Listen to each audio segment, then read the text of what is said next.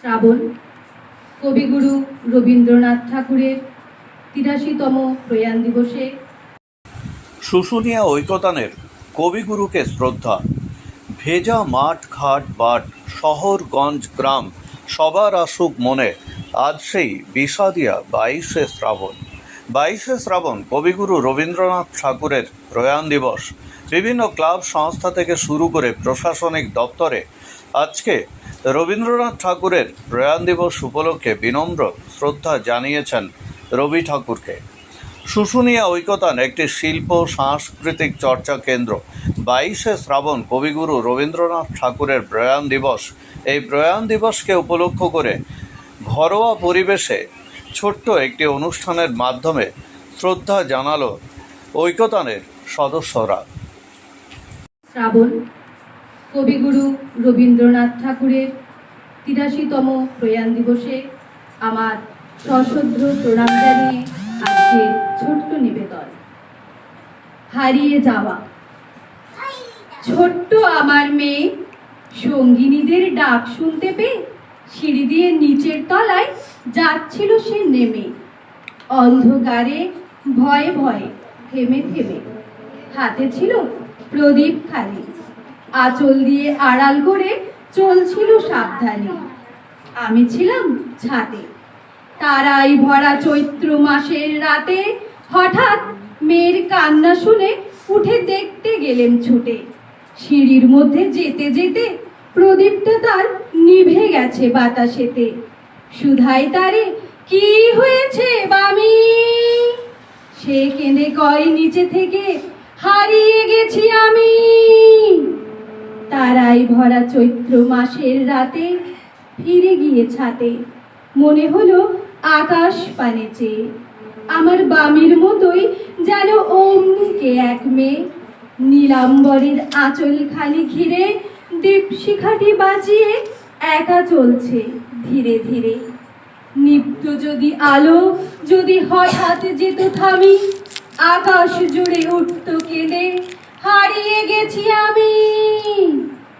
নমস্কার।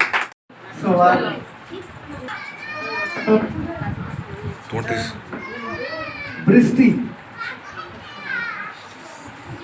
বৃষ্টি নামলে সত্যি এখন তো বর্ষাকাল, তাই বৃষ্টি দিয়ে একটা কবিতায় শুরু করছি। বৃষ্টি নামলে মন কেমনেরা এসে জুড়ে বসে ঘরে, মন কেমনেরা এসে জুড়ে বসে ঘরে। জলের ছাটে তখন বসন্তের উথাল পাতাল, নগর করে ভিজে বাতাস, অসময়ের কোকিল ডেকে যায় উদাস স্বরে। ঠিক তখনই শুনতে পাই তোমার সুরেলা আওয়াজ, অনেক দূর থেকে ভেসে আসছে মনে হয়। আমার বৃষ্টি ভেজা জীবনে রোদ খেতে যায় নিমেষে। আমার আকুল তখন পথ চেয়ে থাকে, কান পেতে শুনতে গিয়ে ভ্রম হয় গলার স্বরে, যেন তখন হাজার মাইল দূরত্ব। অনেক দূরে মরীচিকা হয়ে যায় তোমার কথা, হৃদয় জুড়ে তখন মন খারাপের ব্যথা। বৃষ্টির জলে ঝাপসা হয় ঘর, আমার উঠোন জুড়ে তখন বন্যার কোলাহল।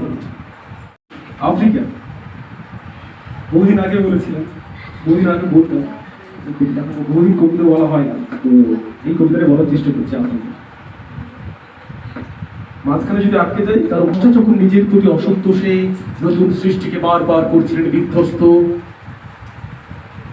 তার সেই বর্ষার দিনে রৌদ্র সমুদ্রের বাহু প্রাচীর ধরিত্রীর বুকের থেকে ছিনিয়ে নিয়ে গেল তোমাকে আফ্রিকা।